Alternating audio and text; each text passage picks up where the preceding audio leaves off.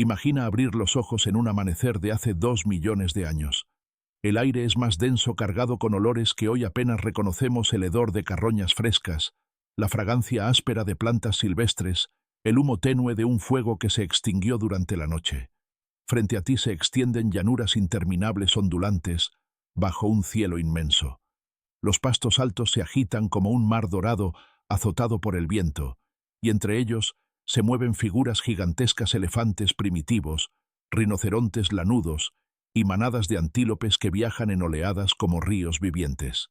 A lo lejos, los rugidos graves de depredadores anuncian que esta tierra no pertenece a nadie en particular, sino a todos aquellos capaces de reclamarla, aunque sea por un instante. Este era el mundo de nuestros ancestros más remotos, un lugar donde cada día era una apuesta entre la vida y la muerte. Sin granjas, sin aldeas, sin refugios seguros, los humanos primitivos dependían de herramientas rudimentarias, piedras afiladas golpeadas hasta obtener filos, palos endurecidos al fuego, y sobre todo de la cooperación entre unos pocos individuos unidos por sangre o necesidad. En este escenario no existía la comodidad de un supermercado ni la certeza de un hospital. Cada bocado debía ser arrancado con ingenio, cada herida podía convertirse en sentencia de muerte. Sin embargo, la imagen de estos hombres y mujeres no debe reducirse a figuras miserables y condenadas a perecer jóvenes. Detrás de la brutalidad late una verdad mucho más compleja: nuestros ancestros no solo sobrevivían, también podían envejecer, y en esa vejez hallamos las primeras huellas de humanidad profunda. La cultura popular ha fijado en nuestra mente una idea persistente: que la gente en la prehistoria moría joven, agotada, antes de alcanzar la madurez. Hollywood nos muestra cuerpos encorvados que caen en la treintena, víctimas de enfermedades bestias o simple desgaste. Pero estas imágenes simplifican en exceso una realidad mucho más matizada. La esperanza de vida al nacer, tan citada en los libros, es un número engañoso. En aquellas épocas era común que un 40 o 50% de los niños muriera antes de cumplir 5 años. Ese dato arrastra hacia abajo cualquier promedio. Pero si un niño lograba superar los peligros de la infancia, sus probabilidades de llegar a la adultez, e incluso a la vejez, eran sorprendentemente altas. La naturaleza no regalaba nada, pero tampoco quitaba todo. Estudios en 12 sociedades de cazadores-recolectores modernas, desde los Hadza en Tanzania hasta los Ache en Paraguay, pasando por los Inuit de Groenlandia, muestran que más de la mitad de los niños logra llegar a los 15 años. Y quienes alcanzan esa edad en promedio suelen vivir hasta los 50 o incluso los 60. La edad modal de muerte adulta, es decir, la más común, se sitúa entre los 68 y los 78 años, cifras sorprendentemente cercanas a las nuestras con medicina avanzada. Si este patrón se refleja en el pasado, entonces la idea de que los humanos prehistóricos morían a los 30 es un mito incompleto. Sí, la vida era dura, pero quienes esquivaban las primeras trampas podían disfrutar de décadas de existencia plena. Imagina ahora a un anciano sentado junto al fuego en una noche prehistórica. Su rostro está surcado por arrugas profundas, sus manos tiemblan ligeramente, pero sus ojos aún brillan con la chispa de la experiencia. Los niños se arremolinan a su alrededor mientras relata historias de cacerías pasadas, de rutas migratorias de animales, de cómo reconocer una tormenta antes de que el cielo se oscurezca. Su voz es una mezcla de recuerdo y advertencia, uniendo el pasado con el presente. Ese anciano no es un estorbo, es una biblioteca viviente, un puente entre generaciones. En un mundo sin escritura, cada palabra suya podía marcar la diferencia entre la vida y la muerte para quienes lo escuchaban. Aquí descubrimos el gran giro inesperado. La vejez en la prehistoria no era solo una rareza biológica, era también un recurso social. La supervivencia de ancianos indica que los grupos cuidaban de ellos, que no los abandonaban en cuanto dejaban de ser productivos. Esto revela la semilla de algo esencial en nuestra especie: la compasión. Mientras otros animales dependen casi exclusivamente de la fuerza y la rapidez, nosotros empezamos a depender de algo más invisible, pero igual de poderoso: la capacidad de proteger al vulnerable. Esa decisión aparentemente altruista fue en realidad una estrategia de éxito a largo plazo. Un grupo que preserva la sabiduría de sus mayores siempre tendrá más ventajas que aquel que los descarta. Este descubrimiento cambia la narrativa. No hablamos solo de supervivencia individual, sino de una red colectiva de apoyo. En la dureza del mundo prehistórico, donde una fractura podía condenar a alguien, la diferencia entre morir y seguir adelante estaba en las manos de los demás. Los ancianos eran testigos de ciclos largos de estaciones de sequías, de migraciones animales, y al compartir esa información, aseguraban que su grupo tomara mejores decisiones. Protegerlos no era un acto de caridad romántica, sino un movimiento estratégico para garantizar la continuidad. La humanidad empezó a definirse tanto por el filo de sus piedras como por la ternura de sus gestos. Así, la primera lección de nuestra historia es clara. La prehistoria fue brutal, sí, pero no fue un lugar donde todos murieran jóvenes y olvidados. Fue un mundo de contrastes, de dolor y compasión, de lucha diaria y solidaridad inesperada. Al contemplar los fósiles de ancianos que vivieron más de lo que creíamos posible, descubrimos que la vejez siempre formó parte de nuestra historia. Y en esa vejez hallamos algo profundamente humano, la convicción de que el conocimiento, la memoria y la experiencia merecen ser preservados incluso cuando la naturaleza parecía empujarnos a lo contrario. Durante mucho tiempo la idea dominante ha sido que los humanos prehistóricos apenas lograban superar los 30 años. Esta imagen, repetida en manuales escolares y reforzada por películas, ha marcado la forma en que pensamos el pasado, un mundo de vidas cortas, truncadas por la enfermedad, el hambre o el ataque de bestias salvajes. Pero esta visión es engañosa, porque se basa en un número que, fuera de contexto, distorsiona toda la historia, la esperanza de vida al nacer. Ese promedio de 20 o 30 años no significa que todos murieran jóvenes. Lo que realmente refleja es una realidad brutal, la altísima mortalidad infantil. En las comunidades cazadoras-recolectoras, entre el 30% y el 50% de los niños fallecían antes de cumplir los 5 años. Infecciones, accidentes, hambre de predadores. La infancia era un campo minado. Esta sangría de vidas tempranas tiraba del promedio hacia abajo, creando la ilusión de que nadie vivía mucho tiempo. Pero los cálculos cambian drásticamente si eliminamos esa primera etapa y observamos solo a quienes lograban superar la niñez. Los estudios de paleodemografía nos permiten entender mejor el asunto. Cuando analizamos esqueletos de individuos adultos en yacimientos de Homo erectus o neandertales, descubrimos señales de longevidad sorprendente, articulaciones gastadas, fracturas soldadas, dientes caídos hace años, pero con hueso cicatrizado. Estas marcas nos hablan de hombres y mujeres que llegaron a los 40-50 e incluso más allá.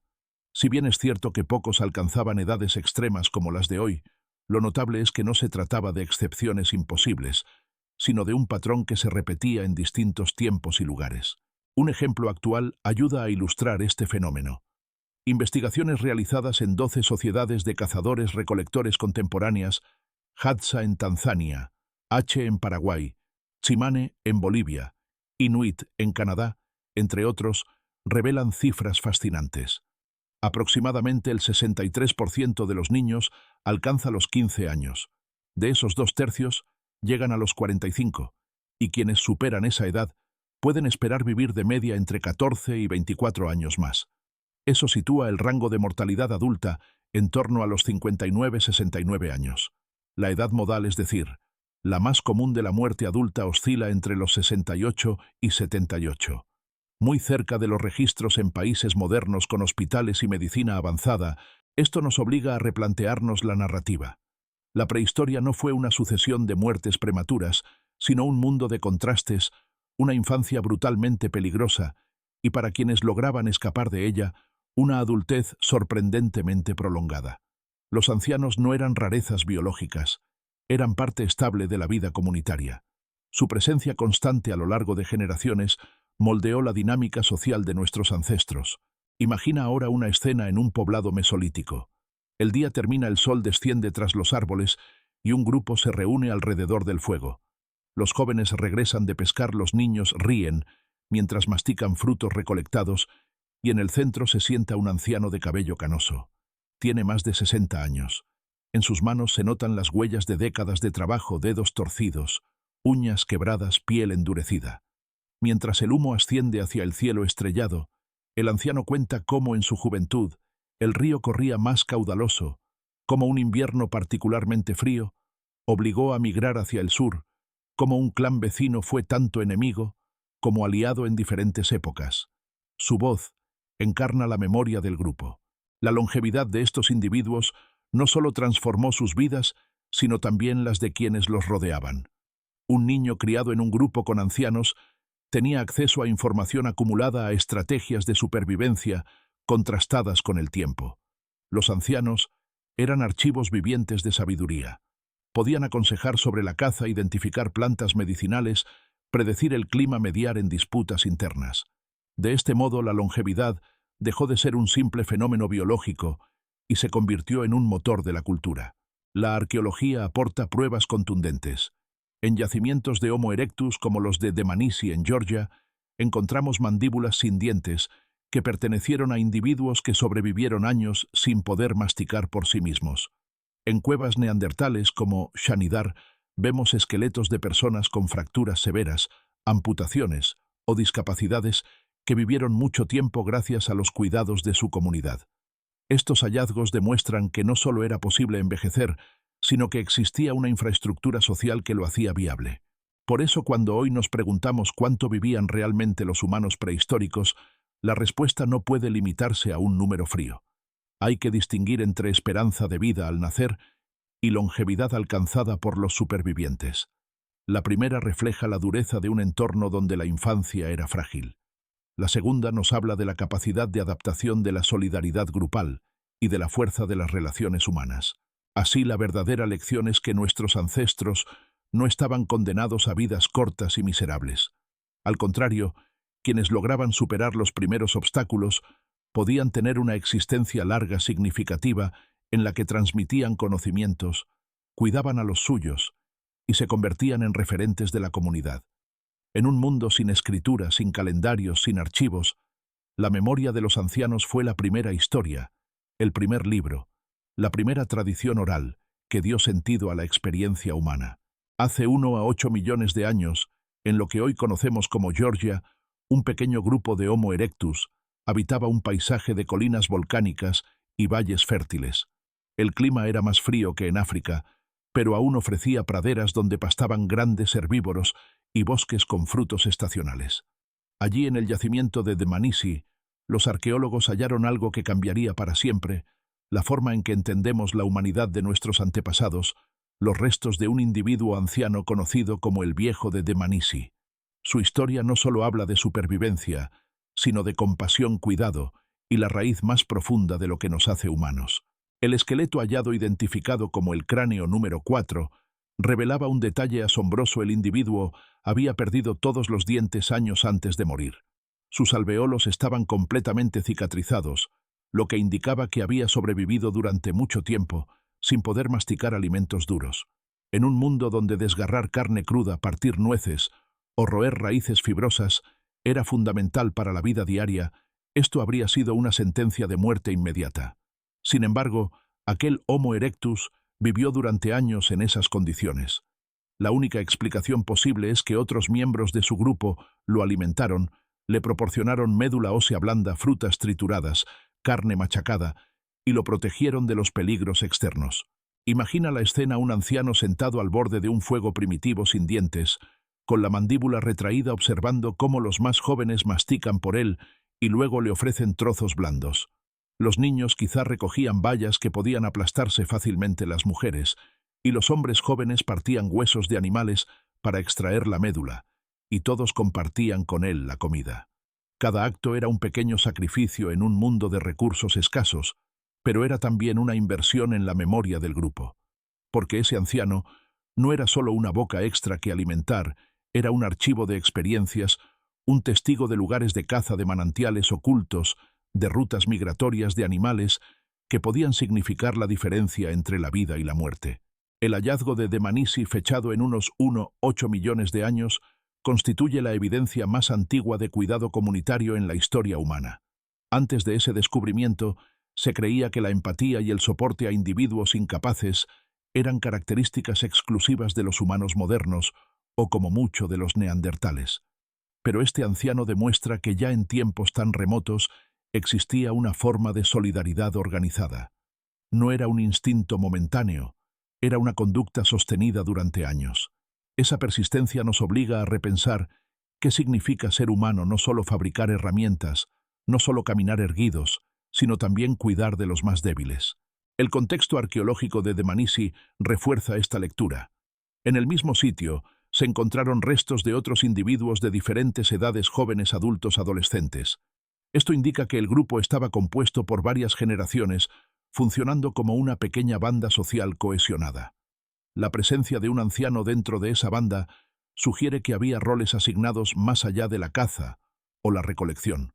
Tal vez su papel era guiar, aconsejar o transmitir conocimiento a través de gestos y sonidos primitivos. Tal vez fue él quien mostró a los más jóvenes cómo golpear una piedra para obtener un filo afilado o cómo elegir la madera más resistente para una lanza. Incluso sin poder masticar, seguía siendo valioso. La imagen de este Homo erectus desdentado desafía la noción darwinista simplificada de supervivencia del más fuerte. Aquí vemos otra cara de la evolución, la supervivencia del grupo, gracias al apoyo mutuo. La selección natural no actuaba únicamente sobre los cuerpos más veloces o más fuertes, sino también sobre las comunidades capaces de cooperar. La compasión se convirtió en una ventaja evolutiva.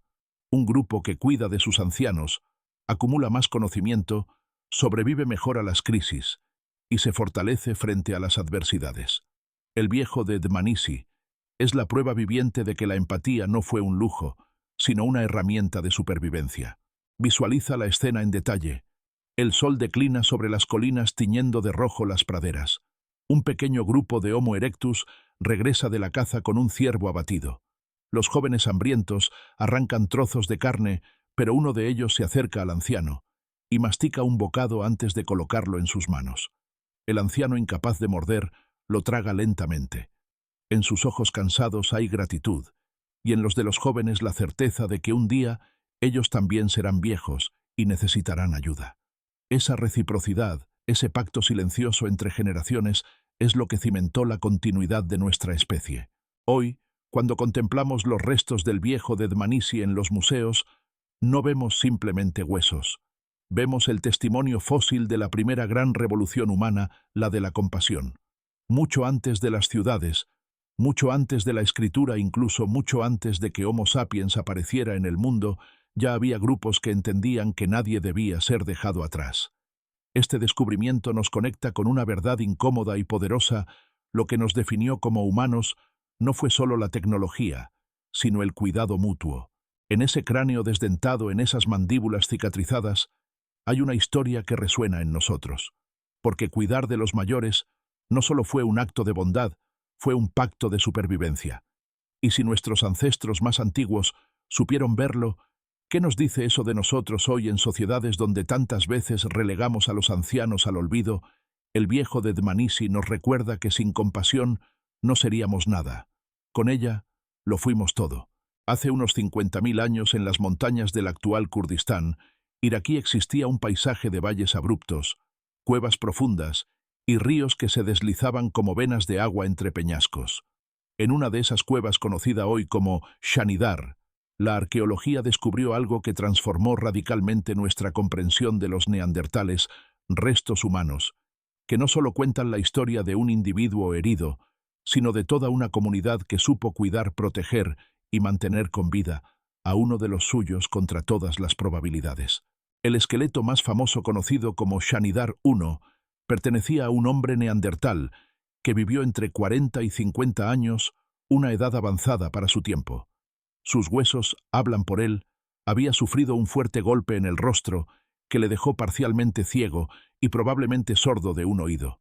Su brazo derecho estaba atrofiado, quizás amputado por un accidente o una infección antigua, y su pierna mostraba lesiones graves que le impedían caminar con normalidad. En términos prácticos, era un hombre incapacitado, no podía cazar, no podía forrajear ni defenderse de depredadores. En un mundo de pura supervivencia, alguien así habría estado condenado. Pero no lo estuvo. Lo más extraordinario es que Shanidar I vivió décadas con estas limitaciones, lo que implica que su grupo lo alimentó, lo protegió y lo acompañó. Imagina a los miembros de la banda cargando con él a través de pasos montañosos, compartiendo carne de bisonte asada hasta ablandarla mascando raíces para que él pudiera tragarlas. Cada día representaba un esfuerzo colectivo, y ese esfuerzo no era un capricho sentimental, era una elección consciente, la confirmación de que los neandertales valoraban la vida de todos sus miembros, incluso los más vulnerables. Pero la historia no acaba ahí. Junto a Shanidar I, otros enterramientos revelaron signos de rituales funerarios. En al menos un caso, se hallaron restos de polen de flores en torno al cuerpo, lo que sugiere que los neandertales depositaban a sus muertos con algún tipo de ceremonia simbólica. Si esto es cierto, estaríamos ante una de las primeras manifestaciones de pensamiento espiritual en la historia humana. Un hombre herido, cuidado hasta el final, despedido después con flores, esa es la imagen que nos devuelve Shanidar. Una imagen que rompe con los viejos estereotipos de neandertales, como brutos, violentos y sin sensibilidad. En la penumbra de la cueva, uno puede imaginar la escena. El fuego crepita, los jóvenes escuchan atentos, mientras el anciano herido les enseña a tallar sílex, a golpear la piedra con precisión. Sus cicatrices se convierten en lecciones vivas, cada herida, una historia, cada mutilación, una advertencia. Su utilidad no estaba en la fuerza de sus músculos, sino en la riqueza de su memoria. El grupo no solo lo mantenía con vida, lo mantenía como maestro. El caso de Shanidar es revolucionario porque demuestra que la compasión no fue un invento de Homo sapiens. Ya existía 500.000 de años antes en especies hermanas como los neandertales. Esa empatía les permitió sobrevivir en climas hostiles, cooperar en la caza de grandes animales y transmitir cultura de generación en generación. La verdadera fuerza de los neandertales no fue solo su musculatura, sino su capacidad de sostener a los débiles. Y aquí surge una reflexión inquietante. Si ellos en un mundo despiadado supieron cuidar a sus mayores, ¿cómo es posible que nosotros, con todos nuestros recursos, tantas veces olvidemos a los ancianos? El eco de Shanidar resuena como una advertencia. La humanidad se forjó no solo con fuego y herramientas, sino con cuidado y amor. Ahora que entendemos que los ancianos podían sobrevivir durante décadas en comunidades prehistóricas, debemos preguntarnos, ¿por qué? ¿Qué papel desempeñaban los mayores para que valiera la pena el esfuerzo de mantenerlos con vida en un mundo de recursos escasos? La respuesta está en un concepto poderoso: los ancianos eran bibliotecas vivientes. Imagina una banda de Homo erectus neandertales o primeros sapiens al final de una jornada agotadora. El sol se esconde tras el horizonte, el cielo se tiñe de púrpura, y todos se reúnen en torno a un fuego titilante. La comida se reparte: carne recién asada, raíces, frutos secos. Los niños inquietos se sientan cerca de un anciano de cabello cano. Él comienza a hablar. No escribe, no tiene libros, pero en su mente guarda un archivo de historias y enseñanzas acumuladas durante décadas. Relata la vez que un río se desbordó y arrasó el campamento. Advierte que cuando las aves migran en cierta dirección, pronto llegará la nieve. Explica qué hierbas aliviarán la fiebre de un niño. Cada palabra es un fragmento de conocimiento que puede salvar vidas. Este valor de la vejez se confirma al observar a sociedades cazadoras, recolectoras modernas. Entre los inuit, los ancianos son expertos en interpretar los patrones de hielo y viento, y su consejo puede decidir si un grupo regresa a salvo o muere atrapado en una tormenta. En el Amazonas, los mayores conocen plantas medicinales que no figuran en ningún manual, secretos transmitidos solo por tradición oral. En Australia, los aborígenes confían en los ancianos como jueces y mediadores, guardianes de leyes ancestrales que mantienen la cohesión social. Si esto ocurre hoy, ¿cómo dudar de que también sucedía hace decenas de miles de años? En las comunidades prehistóricas, la longevidad aportaba estabilidad. Los ancianos no cazaban, pero organizaban. No corrían, pero recordaban. Su sabiduría convertía la experiencia individual en un recurso colectivo. Sin ellos, cada generación habría tenido que empezar de cero cometiendo los mismos errores una y otra vez. Con ellos, los aprendizajes se acumulaban, y así nació la cultura. No hay que imaginar la prehistoria solo como lucha física, era también un espacio de transmisión de saberes. La capacidad de contar historias, de relatar experiencias, de advertir a los jóvenes, fue tan importante como el filo de un hacha. En torno a los ancianos, surgió el germen de la tradición oral, el primer vehículo de la memoria humana. La importancia de estos roles explica por qué los fósiles muestran individuos de avanzada edad. No sobrevivieron por azar, sobrevivieron porque aportaban algo indispensable. Incluso la idea de abuelos cuidando de nietos, lo que los biólogos llaman la hipótesis de la abuela, tiene sentido evolutivo. Al vivir más allá de la edad fértil, las mujeres mayores podían dedicar su tiempo a garantizar la supervivencia de los descendientes, aumentando el éxito genético del grupo. Así entendemos que los ancianos no eran carga sino columna vertebral. Eran brújulas morales, consejeros cronistas de la memoria. Si hoy tenemos historia, cultura y ciencia, es porque desde entonces alguien se sentó a escuchar a los mayores. Y de nuevo surge la pregunta, si la humanidad primitiva reconoció el valor de la vejez, ¿qué nos ocurre hoy cuando la relegamos? Al recordar a esos ancianos alrededor del fuego, vemos que el futuro de nuestra especie nunca dependió solo de la fuerza de los jóvenes, sino también de la voz temblorosa de quienes ya habían visto demasiado. En esas voces estaba la clave de nuestra supervivencia. Hace alrededor de 1,8 millones de años, una especie comenzó a desafiar las fronteras del mundo conocido. Eran los Homo erectus, y con ellos, la humanidad dio su primer gran salto hacia la expansión global. Antes de ellos, los homínidos estaban confinados en África Oriental, en la cuna de la evolución. Pero Erectus levantó la vista hacia horizontes lejanos y con pasos firmes emprendió un viaje que lo llevaría a recorrer 3 continentes. Los fósiles lo confirman. Restos de Erectus han aparecido en lugares tan distantes como Java, en Indonesia, Zhoukoudian, en China, o Dmanisi, en Georgia. Este es el primer linaje humano que literalmente se convirtió en ciudadano del mundo. ¿Cómo lo lograron? La clave estaba en su cuerpo y en su ingenio. Homo erectus era más alto y más robusto que sus antecesores Homo habilis o Australopithecus. Sus piernas largas y su postura erguida lo convirtieron en un verdadero caminante de resistencia. Podía recorrer kilómetros sin agotarse, seguir manadas de animales durante días y sobrevivir en entornos muy diferentes: bosques, sabanas, desiertos y selvas. Con cerebros que promediaban 850 centímetros cúbicos, no eran aún como nosotros, pero sí lo bastante ingeniosos como para transformar piedras en hachas de mano simétricas.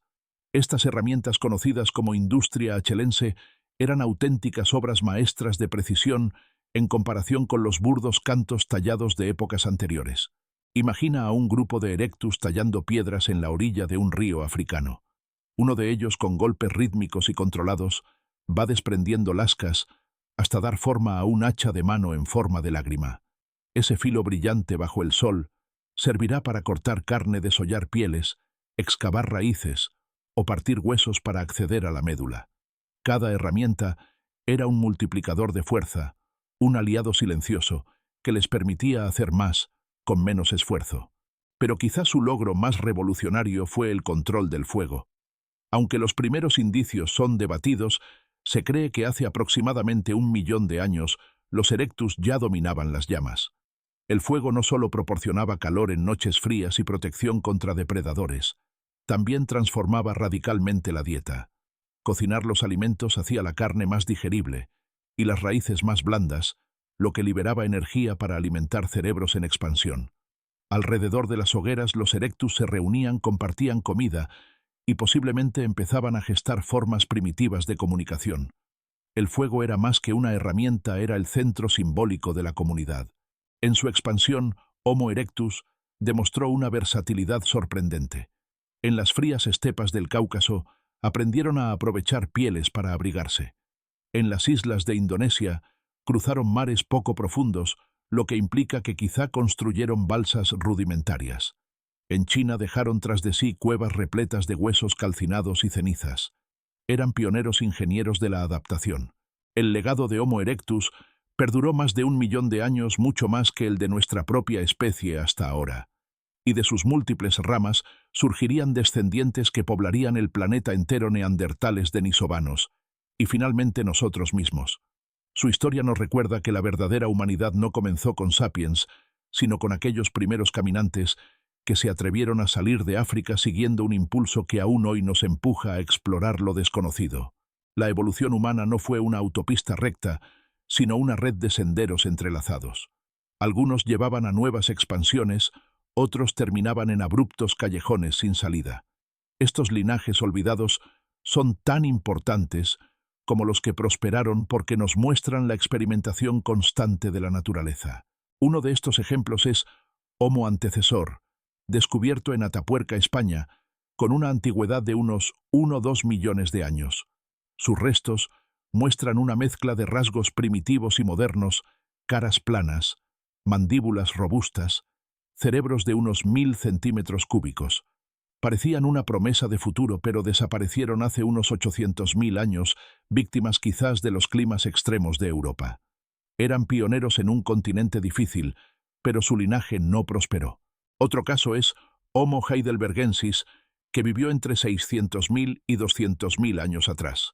Más robusto, con cerebros grandes de hasta 1300 cm3, elaboraron lanzas de madera como las halladas en Schöningen, Alemania, capaces de abatir caballos a distancia.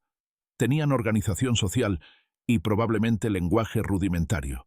Sin embargo, aunque de ellos surgirían neandertales y sapiens, el propio heidelbergensis como especie desapareció. También hubo linajes insulares sorprendentes. En la isla de Flores, Indonesia, se descubrió al diminuto Homo floresiensis, apodado el Hobbit. Medía apenas 1 metro con cerebros del tamaño de un chimpancé, pero fabricaba herramientas de piedra y cazaba elefantes enanos. Sobrevivió hasta hace tan solo 50.000 años, cuando ya coexistía con nuestra especie. En Luzón, Filipinas, los arqueólogos encontraron huesos de otro enigma, Homo luzonensis, también pequeño y adaptado a la vida en los árboles. Estos experimentos de la evolución no deben verse como fracasos, sino como testimonios de la diversidad. La naturaleza probó múltiples caminos, y aunque muchos se extinguieron, todos aportaron algo al mosaico humano. Algunos nos transmitieron genes a través de hibridaciones como los denisovanos. Otros nos enseñan que el tamaño del cerebro no lo es todo, lo importante era encontrar un nicho y explotarlo. Piensa en ello como un gran árbol genealógico. Algunas ramas crecieron fuertes y largas, otras se quebraron, pero todas forman parte del mismo tronco. La historia de la humanidad no es la de una línea ascendente hacia la perfección, sino la de un bosque enredado de intentos, adaptaciones y desapariciones. Reconocer los callejones sin salida nos recuerda que nuestra supervivencia actual fue una cuestión de azar, tanto como de ingenio. Imagina la isla de Flores hace 70.000 años. Bajo la luz de la luna, un grupo de pequeños homínidos se mueve en silencio. Sus cuerpos menudos trepan entre raíces, sus manos empuñan piedras afiladas. Frente a ellos se alza un elefante enano mucho más grande que ellos, pero aún alcanzable. Con movimientos coordinados lo acorralan hasta hacerlo caer. El eco de sus voces resuena en la selva, mientras el fuego ilumina sus rostros diminutos. Esa imagen perdida en el tiempo nos recuerda que no hay un único modo de ser humano. Los callejones sin salida son espejos que nos muestran lo que pudo haber sido y no fue. Nos enseñan que nuestra propia existencia está construida sobre capas de intentos fallidos y sobre una diversidad que fue borrada por la extinción. Y tal vez al reconocer esa fragilidad, aprendamos a valorar más nuestro lugar en la historia. Durante siglos, la palabra neandertal se usó como insulto sinónimo de torpeza y brutalidad. Pero cuanto más descubrimos sobre ellos, más claro resulta que esa imagen fue un espejismo creado por nuestra arrogancia.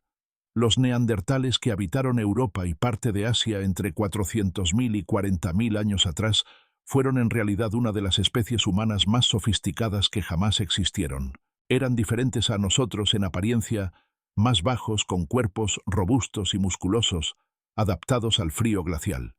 Sus cráneos albergaban cerebros que en promedio eran incluso más grandes que los nuestros, unos 1453. En aquellas cabezas amplias se gestaban ideas, estrategias y quizá emociones tan complejas como las que hoy sentimos. La tecnología neandertal fue revolucionaria. Dominaban la técnica Levallois, un método de talla de piedra que permitía obtener lascas con formas predeterminadas. No se trataba de golpear al azar, sino de planear el resultado con anticipación.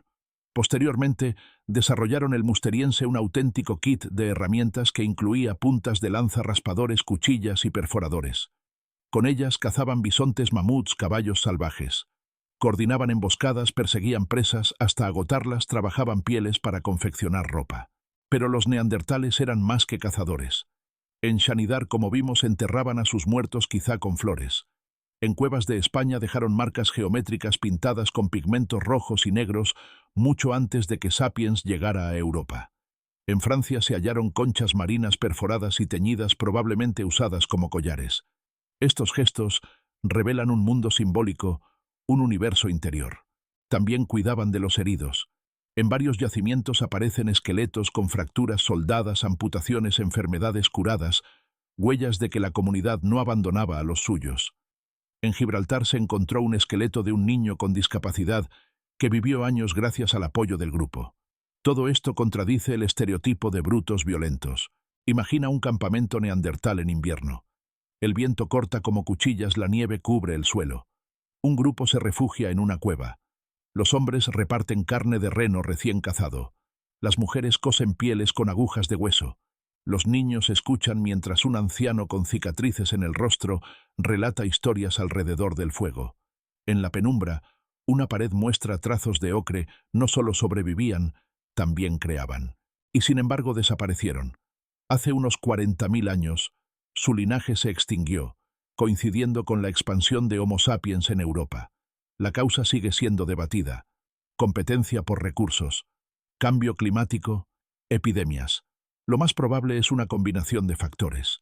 Pero no se fueron del todo en nuestros genes. Entre un 1% y un 3% del ADN actual procede de ellos, herencia de antiguos encuentros y mestizajes. Los neandertales viven en nosotros. La lección que dejan es clara: no eran un error evolutivo, sino otra forma válida de humanidad, diferente pero igualmente rica. Su extinción no fue un destino inevitable, sino una tragedia histórica. Y al reconocerlo, aprendemos humildad. No somos los únicos que merecieron llamarse humanos. Si los neandertales fueron durante mucho tiempo incomprendidos, los denisovanos son casi fantasmas. No tenemos esqueletos completos, ni cráneos bien conservados. Apenas unas pocas falanges, dientes y fragmentos de hueso hallados en la cueva de Denisova en Siberia. Y sin embargo, esas pequeñas piezas han abierto una ventana inmensa a un mundo desconocido. Gracias al análisis de ADN antiguo, sabemos que los denisovanos eran parientes cercanos de los neandertales, descendientes de un tronco común que se diversificó hace más de 400.000 años. Sus genes siguen vivos hoy en poblaciones de Asia y Oceanía. Los melanesios, por ejemplo, llevan hasta un 6% de herencia denisovana, y se cree que ciertos genes que les permiten vivir en grandes altitudes, como los tibetanos en el Himalaya, provienen de ellos. Este hallazgo nos obliga a replantear la historia. Durante mucho tiempo creímos que Homo sapiens fue la única especie verdaderamente global. Pero los denisovanos estaban allí, extendiéndose por Asia, hibridando con nosotros y con neandertales. Eran como nosotros, viajeros y adaptadores.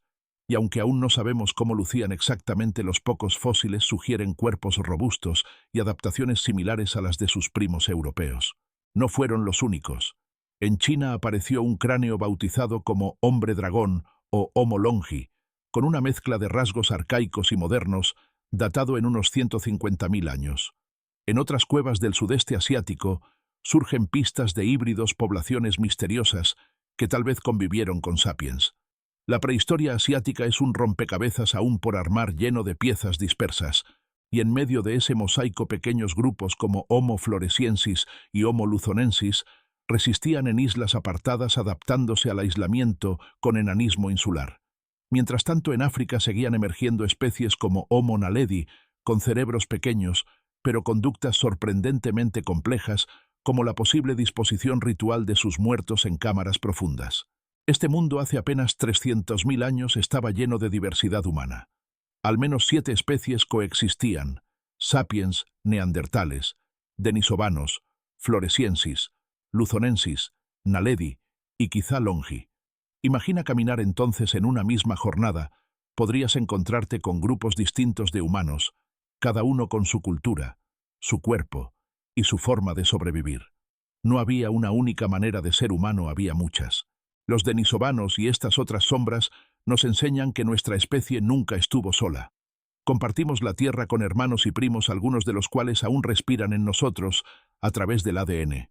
Y aunque sus rostros se pierdan en la oscuridad del tiempo, su legado sigue moldeando nuestra biología y nuestra imaginación. Al pensar en ellos surge una idea poderosa: la humanidad no es un destino lineal, sino un coro de voces. Algunas se apagaron, otras siguen resonando en nuestra sangre. Y si hoy quedamos solos, no es porque fuéramos mejores, sino porque la historia y la suerte nos favoreció. Hace unos 300.000 años, en algún lugar de África Oriental, un nuevo linaje humano apareció bajo el sol abrasador. Eran diferentes a todos los que habían venido antes. Sus cuerpos eran más esbeltos, sus cráneos más redondeados, y dentro de ellos, un cerebro con una arquitectura distinta, uno capaz no solo de tallar piedras o encender fuego, sino de imaginar lo que aún no existía. Nacía Homo sapiens, el hombre que sabe. Al principio no había nada que anunciara su destino especial. Eran simplemente otra especie más en un mundo poblado por neandertales, denisovanos, naledi y floresiensis. Pero había algo en ellos que marcaría la diferencia: la capacidad de pensar simbólicamente, de convertir experiencias en relatos, de transformar el miedo en mito, la caza en ritual, la muerte en memoria. Imagina una noche en Sudáfrica hace 100.000 años. En una cueva iluminada por antorchas, un grupo de sapiens traza líneas rojas de ocre en una piedra lisa. Nadie lo hace por necesidad práctica. Lo hacen porque esas marcas significan algo. Tal vez representan un mapa, tal vez un símbolo, tal vez un relato compartido. En ese gesto abstracto comienza el arte, la religión, la cultura. Esa capacidad simbólica se convirtió en su arma más poderosa. Con ella pudieron coordinar grupos grandes, inventar lenguajes complejos, transmitir información precisa sobre dónde cazar, cuándo migrar, cómo sobrevivir. Mientras otras especies se organizaban en bandas pequeñas, Sapiens podía unir cientos de individuos bajo una misma narrativa. Donde los neandertales enterraban con flores, Sapiens pintaba las paredes de cuevas con bisontes, caballos y manos rojas, dejando huellas de identidad que aún hoy nos conmueven. Su expansión fue imparable. Hace 70.000 años un grupo salió de África, cruzó el estrecho de Bab el-Mandeb y comenzó a poblar Asia. Desde allí alcanzaron Europa, donde se encontraron con los neandertales, Oceanía, donde dejaron genes entrelazados con los denisovanos, y América, cruzando puentes de hielo hacia territorios vírgenes. En apenas 50.000 años, Sapiens estaba en todos los continentes, un dominio sin precedentes en la historia de la vida. Pero esta conquista tuvo un precio. Allí donde llegaba Sapiens, otras especies humanas desaparecían. Neandertales, denisovanos, floresiensis, luzonensis, todos se extinguieron en el lapso de unos pocos miles de años tras la llegada de Sapiens. No sabemos si la causa fue la competencia por recursos, los conflictos directos o las enfermedades que llevábamos con nosotros. Lo cierto es que al final quedamos solos, la última rama en pie de un árbol que antes estaba lleno de voces. Y aquí está la paradoja. Homo sapiens sobrevivió, no por su fuerza física, era más débil que los neandertales, ni por su tamaño cerebral. Los denisovanos lo igualaban, sino por algo más intangible: la cooperación a gran escala. Nuestra especie aprendió a confiar en extraños, a unir tribus bajo mitos compartidos, a construir sociedades que superaban a la mera familia. Esa capacidad de imaginar juntos fue la que nos dio el mundo. ¿Pero qué nos dice eso hoy? Si la compasión de Dmanisi, la resiliencia de Shanidar, la inventiva de Erectus y la espiritualidad de los neandertales están todas en nuestra historia, ¿qué significa ser humano en el presente? Tal vez la lección es clara. Sobrevivimos porque cuidamos, porque cooperamos, porque contamos historias. Imagina el contraste: hace 50.000 años, 7 especies humanas caminaban sobre la Tierra. Hoy, solo quedamos nosotros. Y sin embargo, cada uno de esos linajes vive en nosotros. En nuestros huesos está la fuerza de los Erectus. En nuestro ADN, la herencia de los neandertales y denisovanos. En nuestro arte, el eco de quienes pintaron antes que nosotros. Somos un mosaico de todos ellos. La última escena de este viaje no es de soledad, sino de responsabilidad. Si fuimos capaces de sobrevivir a glaciaciones, volcanes y depredadores gracias a la cooperación, ¿qué nos impide hoy cooperar frente a las crisis que nosotros mismos generamos? Somos la última rama en pie, pero también los guardianes de todo un árbol que ya no existe. Al final, ser humano no significa estar en la cima, sino ser el eco vivo de un coro que se extinguió. La compasión del viejo de Dmanisi, el coraje de Shanidar, la creatividad de los neandertales, la audacia de los viajeros erectus. Todo eso nos conforma. Y si logramos recordarlo, quizás podamos estar a la altura de esa herencia, porque lo que nos hizo humanos no fue la fuerza ni el dominio. Fue la capacidad de mirarnos unos a otros en la penumbra de un fuego y decidir contra todo instinto que nadie quedaría atrás.